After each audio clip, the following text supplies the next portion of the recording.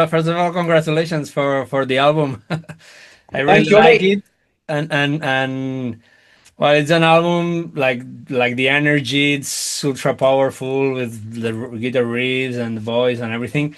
And I was wondering because you sound and you feel like you were on your twenties with all this energy, and but obviously you're not. So Yeah, it's difficult right now to keep up with all that energy playing this style of music that's so demanding. You know?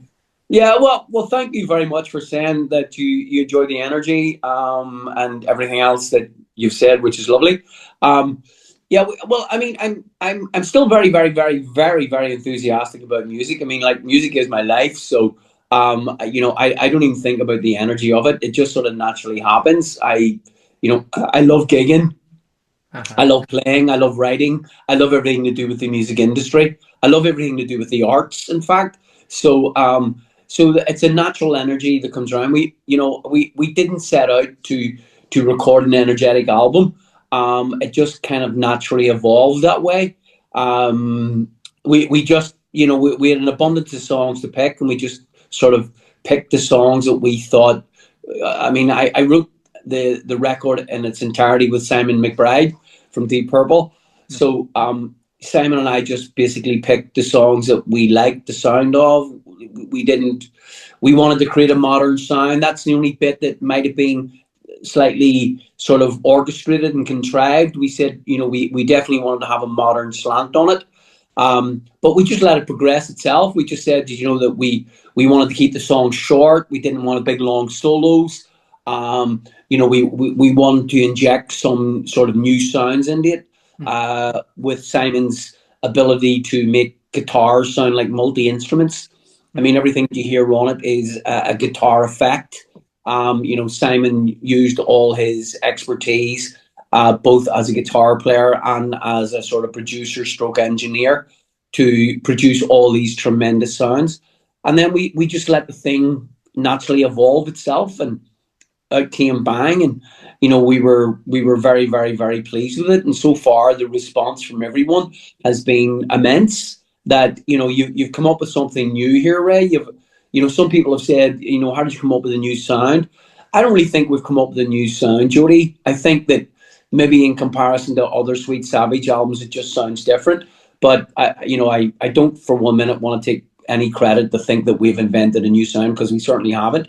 But we just wanted to make Sweet Savage 25th, 21st century, bring it up to date to 2025, and the energy was a natural thing that came along with it. Yeah, because that was one thing I was gonna ask you because when you started pretty early in the '79 when all these new wave of British metal bands came in and the kind of the hard rock and metal style has evolved a lot on during the years. Now everything is more like drop tuning, sounds more aggressive, more more bass and oriented. But at the same time, you still. I mean, you say you did shorter solos, but you still keep pretty good solos. That I guess is because you have Simon McBride. He's a great player. Yep. So did you try? So the idea was to modernize it, but at the same time, you keep the soloing because of the guitarist or because of the style or Well, we so I mean, if you kind of if you listen to the record, pardon me, and if you strip away, the modern sounds, I mean, there's still basically heavy metal, hard rock riffs. I mean, lots of the riffs were written on the bass. I'm playing the bass. It's quite limiting, so they're kind of like basic, hard metal riffs, and then I hand them over to Simon. Simon does his magic on them, and then they sound a little bit more intricate than what they really are. So in essence, Jody, it's still basically the same sort of music that we were writing in 1979, right through the 80s, right into the 90s. And 14 years ago, we had the Regenerator album. So it's still basically the same sort of format of music, but we just decided, okay, let's try and let's try and bring this to a more modern place. And I mean, I remember back in the day that Metallica said that when they produced the Black Album, that they reduced the song size. No 8 minute, 10 minute songs. They reduced them. They reduced the size of the solos. It brought them in new followers. Hence, they're the biggest heavy metal band the world has ever seen. So I guess I kind of sort of stole a bit of their philosophy. What? We've got a lot of good riffs here. We've got a lot of sort of basis and foundations for good songs. So let's put more songs onto the record as opposed to putting 10-minute songs on it. Let's give a lot of different sort of things. The other thing as well too, we kind of wanted to try and make it a little bit more catchy, so that there was a little bit more hooks in the songs, so that there maybe a little bit more sing along. I mean, Jody, I'm a big dreamer. I mean, I think if you're in the music industry, you have to be a dreamer. Yeah. I kind of envisaged half these songs, playing them in front of 100,000 people. Now, if I'm ever playing in front of 100,000 people, it's because I'm supporting someone like Metallica. It's not because Sweet Savage is ever going to pull 100,000 people. But I kind of have this vision of everyone bouncing up and down, singing these catchy, easy, because they're very simple songs. Like, they're simple. There's nothing complicated about them. I'm not the greatest musician in the world. So everything to me has to be basic, and I'm a big listener. So when I listen to tunes, I like to get what we all say. You probably have it in Spain, an earworm. I like the earworm getting in, that I can't get the song out of my head. So I did my best to try, and Simon did his best. Between the two of us, we tried to make them as modern and as catchy, and also too, because with my wife and her friends, they would come into the house and say, "Ray, why do you play that angry music? Your music's also angry." So we tried to write hard rock, heavy metal music, but maybe make it less angry, and maybe make it accessible. I mean, again, I use Metallica as a great benchmark. Again, Jody, I have to emphasize, I don't think for 1 minute I'm anywhere as talented as anybody in Metallica. But to me, they brought metal to the masses. They really did, and their whole philosophy and the way they do the things, I just thought, what? If it's good enough for Metallica, it's good enough for me to try and do. So we shortened their songs, shortened their solos, tried to make them a little bit more hooky, and so far it's worked. I have, as a benchmark, my wife's friends like the song, so I thought, well, you know what, you've kind of half succeeded there, at least in one department. So long may it run, and hopefully more people get to hear it, and more people get to sing it. It's really it's weird, Judy. I mean, this is just a sort of side story. Our guitar player Phil Edgar, his son is Oscar, must be, I don't know, 6, 7, and he's singing the songs, and I thought, that's good. That's good. But you're reminding me. I'm more in the rock, like, well, I'm a musician too, but I have a friend that he's in a very like kind of aggressive metal band here in Spain, quite famous. And one day we were talking, and because I was told him that in the rock world, like the young people is not connecting with rock. It's like when I play concerts, or I go to concerts, all the audience is 4 years up above. But he was Yeah. telling me that in the metal world, like the very young people like metal, and very aggressive metal, like bands like deathcore, metalcore. So I guess the thing has changed for the young generations, and the ones that listen to guitar music, they want like very metal oriented music. I don't know if Yeah. any bands like that. Yeah. Yeah, I mean, I play in another band as well. I play in a classic rock and roll band, a sort of like ZZ Top meets Status Quo meets Chuck Berry meets Elvis, and we are out playing, and so we do a lot of sort of biker bashes and sort of small festivals and things like that. And occasionally we play at weddings, if someone is into their music and they want to, Well, yeah, they kind of want a proper band to play, and it's that's where it's going, because we look at people and you kind of see them going like, get to the chorus, don't bore us with that, this this self-indulgent music you're playing. So, and I suppose that kind of influenced the way that I structured the songs and wrote the songs on Bang. It was, because, obviously I'm playing all the time with this other band, the Red Hot Roosters. We're playing all the time, and it's always, you see people, especially females, like looking at you to say, I can't dance. Give me something I can dance to. So I think maybe I've been influenced by loads of different people, listening to loads of different music, and seeing that what works when I'm out playing on a regular basis. That people like, if they don't like the song, then maybe hang around to hear the next one. So that was an indicator. Okay, let's keep the song short, because if nobody likes this one, they might like the next one. Blah blah blah.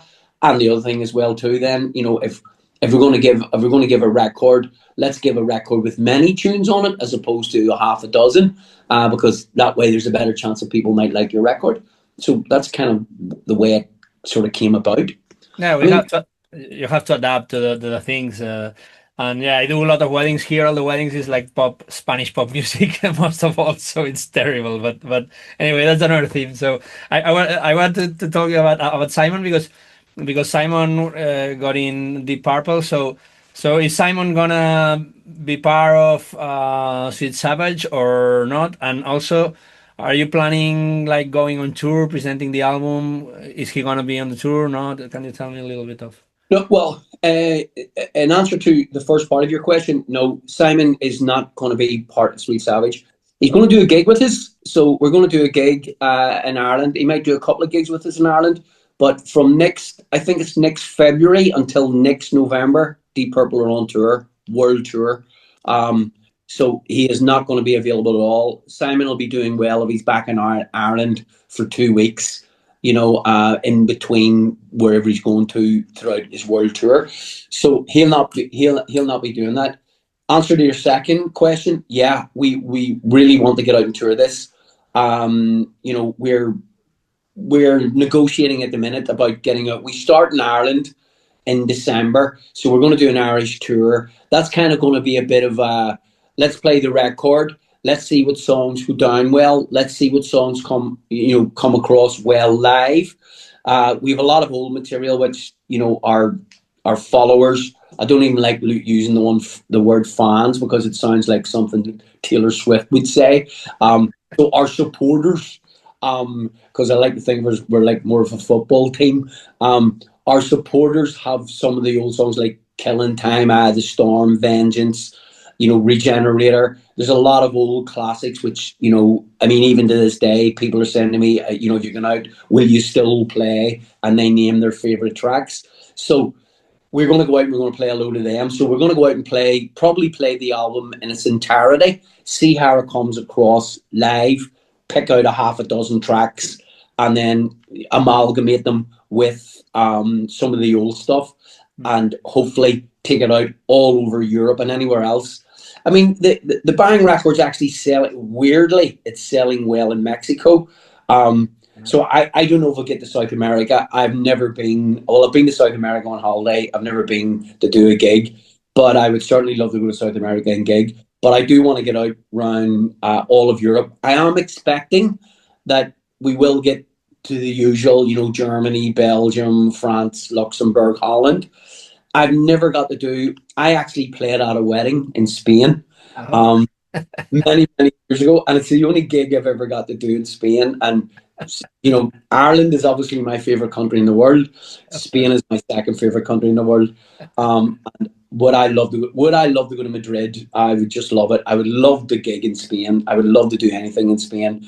Sorry for the long-winded answer. The answer to your question, Cody, is yes. I want to get out and tour it, and no, Simon McBride will not be a fully fledged member of Sweet Savage. Well, here among the within the musicians, there's like a say that to make it in South America, you first have to make it in Mexico. That if you go to play to Mexico and things go good, then you have all the South American market open. So I'm sure it's gonna be go great for you.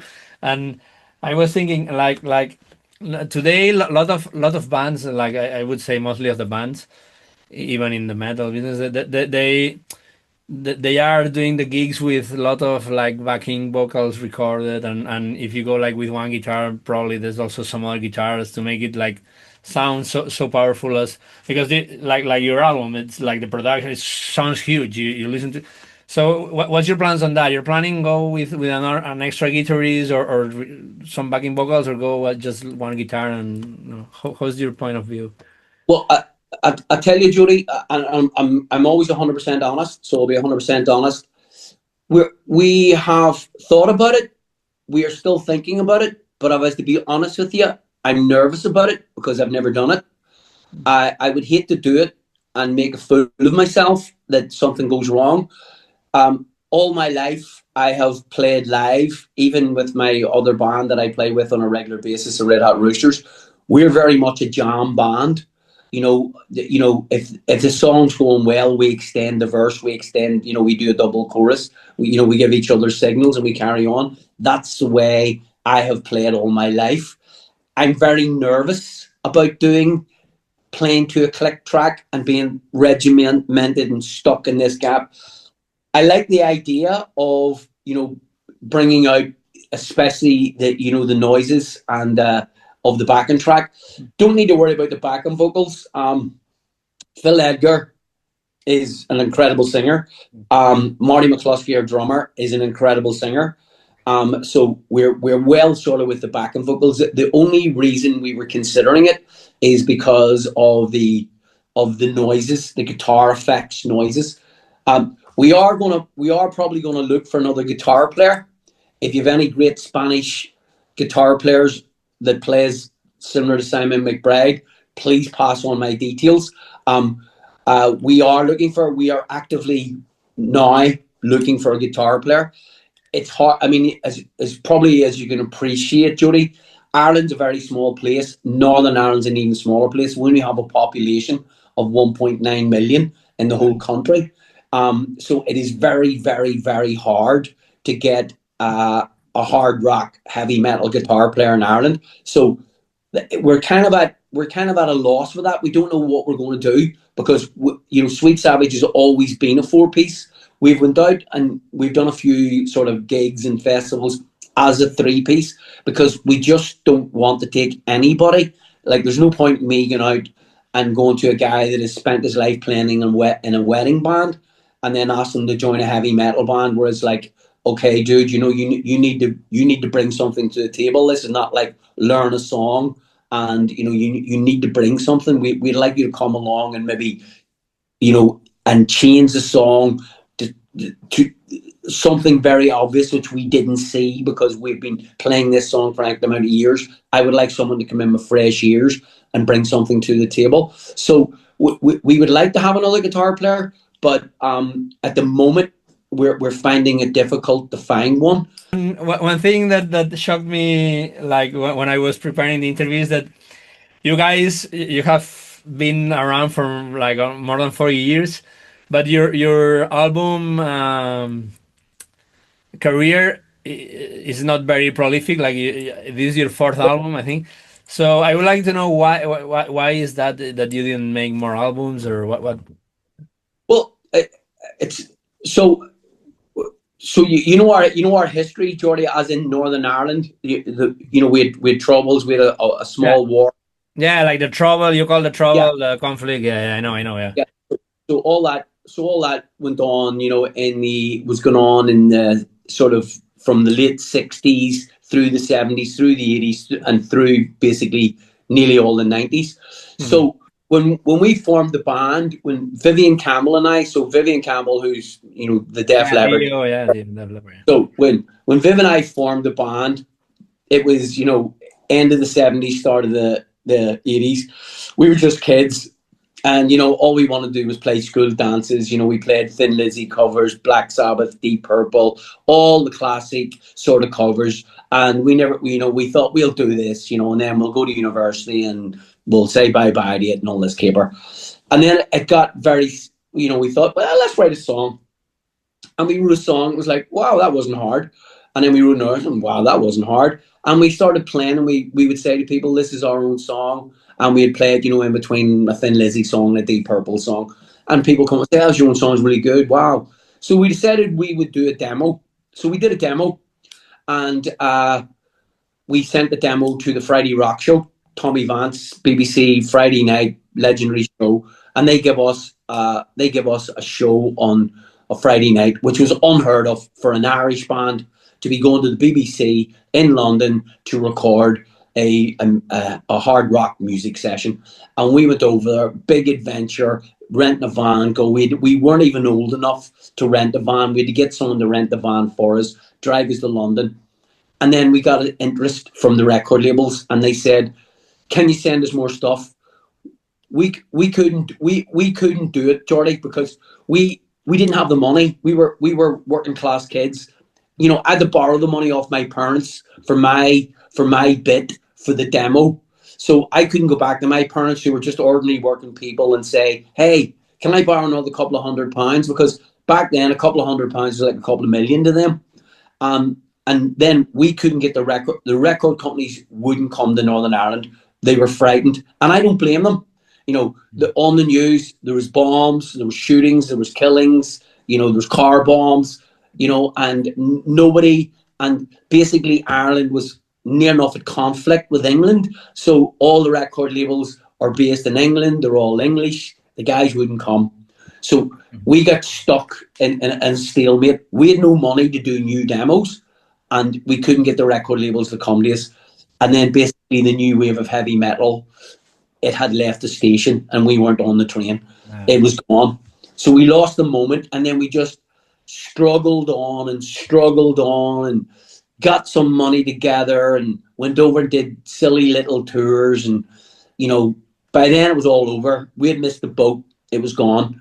But we kept on playing for the love of playing, then went about our daily business, but kept Sweet Savage together. And then Metallica did Killing Time. And that was like, whoa. So we got a bit of injection of money. We got a lot of interest from a lot of people. And then we were given the opportunity to do a record with a small label from England called Neat Metal. And we did this record. But stupidly, Geordie, we recorded the songs that we had written in the early 80s. They were old hat. It should have been a case of, okay, what is going on at the minute? Are all these old songs still relevant? The answer to that is no, they weren't. So when the record came out, it was just another record to go into the heavy metal section of the record shop. There was nothing about it. I mean, I'm, as I said earlier on, I'm very honest and open about everything. There was nothing unique about it. It was a bunch of songs that were written in the early 80s, and we just put it out, and they gave us another record, so we did another one called Room, but it was more or less the same. So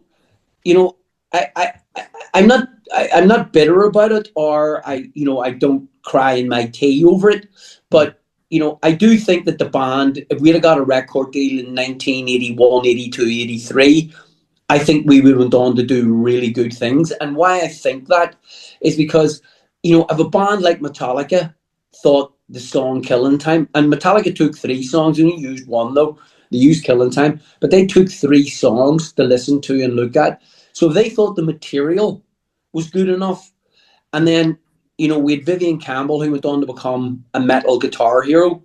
Yeah. We then, had Simon McBride, who is still, a rock stroke metal guitar hero. So the quality of the musicianship was good, and the quality of the songs were good enough because the mighty Metallica took them. I have no doubt that if we had got a record deal, we would, in the early 80s, we would have produced a great record. Who knows? We could have been up there with Iron Maiden. We could have been up there with Def Leppard. We could have been up there with Saxon, whatever. But unfortunately, because where we came from, we didn't get the opportunity. I think if Sweet Savage had been a band based in Manchester or even Glasgow in Scotland or in London, I definitely think we would have got a really good record deal, and we, you and I would be talking about, Awesome. Sweet Savage coming to play in Madrid in some, football stadium.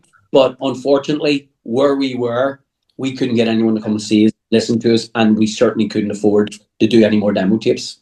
Yeah, I always, I mean, I always have interested in the conflict there because I'm Catalan. I'm from Barcelona, even I live in Madrid. So my grandparents had to exile during the Civil War to Mexico. So my father was born in Mexico. So and we always have had this independence thing in Catalonia. So we always have looked up to what the Irish Yeah, people is doing. So one day we have to have a talk about that when you come to Spain. would love to. And hopefully that talk is in Madrid, and you Yeah, take me to the most famous tapas bar in Madrid. And I will take you to the best, not the most famous, the ones that do the best tapas, because sometimes the most famous is not the best one to eat. So Jordan, tell you what, I definitely have to hook up with you in Madrid. I would love to get the tour of Madrid. I would love to have a proper tour of Madrid. I'm a Spanish nut. I've been going to Spain. I've been going to Spain yeah, all my but because you have my WhatsApp, we keep in touch. So yeah. whenever, even if you come on holidays, I have a room here for one person if you need to spend 2 days. So that's not a problem. So Jordan, you're going uh, to be sorry. You're going to be sorry you said that, yeah, no, we'll be more than happy. So and we will hang out with your new guitarist. And, and vice versa. If yeah, you ever perfect. And I did an interview with Vivian Campbell 2 years ago. He was such a nice guy, man. I love him. He's a good.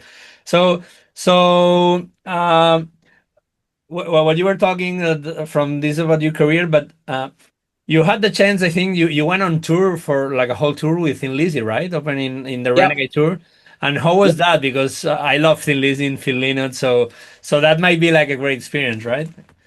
It was incredible. It was absolutely incredible. Number one, Phil Lynott was my hero because that's why I played the bass and sang. So I wanted to be Phil Lynott.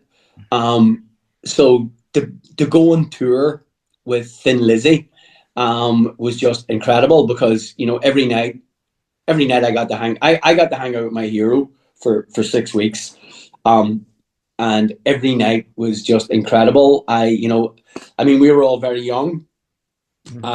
So number one was, wow, I'm going to be in a Thin Lizzy gig 5 nights a week, and I don't even have to buy a ticket. It's free, and I'm going to get to play in front of them, and my beer's free, and my food's free, and everything's free, and I'm just going. I'm going on the best holiday I've ever went on my life.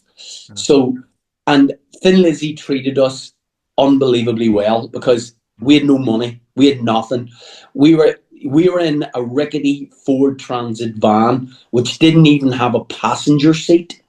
So Oh, there was a driving seat, and the rest of us sat on our speakers with cushions that we had probably stolen from bars or hotels or whatever. And that's what we were saying, driving from Scotland, all around England, all around Wales, and all around Ireland in this rickety transit van. They seen we had no money.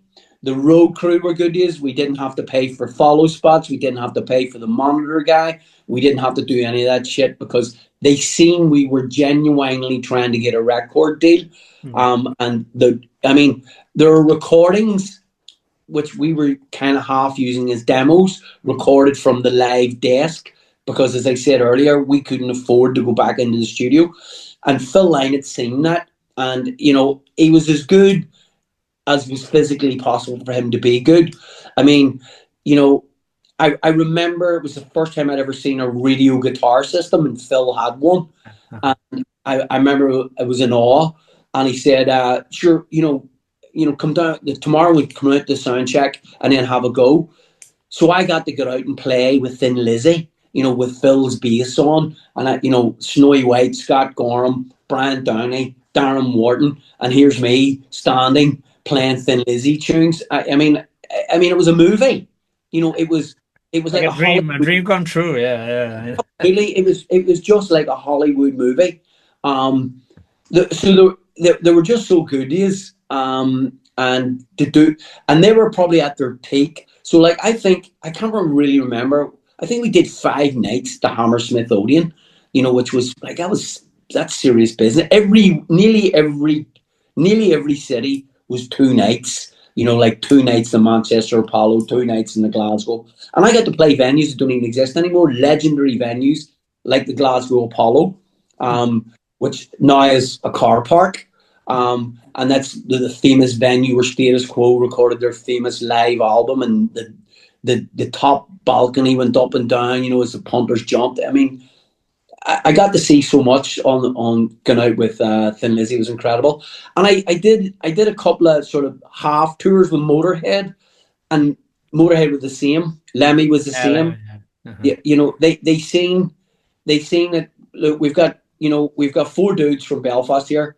They haven't a pot to piss in. They have no money. They have fuck all, Mhm. and they looked after us. And again, to be standing, talking to Lemmy, um, talking to them all, but like I mean, It's like Lemmy a is figure, yeah. he is the Keith Richards of heavy metal, Yeah, yeah, and to be hanging out with Lemmy was just unbelievable. I have this unbelievable picture, Jordy, of me. And Trevor, who was in Sweet Savage, who Trevor died. That was another reason why yeah. I Hmm. didn't even know if I'd ever do another Sweet Savage record, because Trevor was also Yeah, my yeah, yeah. friend. Hmm. So when he passed, I was kind of like, is it worth it? Is it worth carrying on? And it was Simon McBride that said, no, you got to keep doing it, dude. You got to keep doing it. Let's do a record. But anyhow, I have this picture of me and Trevor and Lemmy, Wow. Fatty, and Filthy Animal, and I'm touching my wooden head here. I'm around. All the rest of them are gone, and that picture's my pride and joy. And also what you're telling was telling that it was hard times with all the conflict. I guess that between all the rock bands, there probably was like a lot of chemistry, because of the conflict, and probably I don't know if you go to the streets to claim wherever, but probably that sort of united the band from Belfast, the rock bands, with the conflict. The good thing, I mean, so Vivian Campbell's just the way back to this. So I spoke to Viv yesterday. He was in Belfast last weekend because Def Leppard were playing a big show in London, so he came home to see his family. So we were together a couple of times last week, and then I spoke to him yesterday. And Viv did an interview with the BBC, and they were asking him about the old days, and as Viv said, it kept us out of it because I mean, there was two Catholics in the band and there was two Protestants in the band, Okay. and that's what the so-called conflict was about. But we didn't care. If you could play music, you were in. We took the piss out of each other about our religion. You Uh-huh. know, we made a joke about it. We had a laugh. But Mhm. the four of us together were like the four musketeers. Mhm. Um, uh, so it did bring a lot. It did bring a bond to a lot of musicians, both Mhm. especially metal and punk. Mhm. The punks were the same. The punks in Belfast. So in Belfast, we had our own little clubs where you went as a heavy metaler. The punks had their little clubs, and it was the same sort of situation for the punks. And it's been a pleasure talking to you. Yeah, same to you. Great meeting you. Yeah, So we stay in touch, and absolute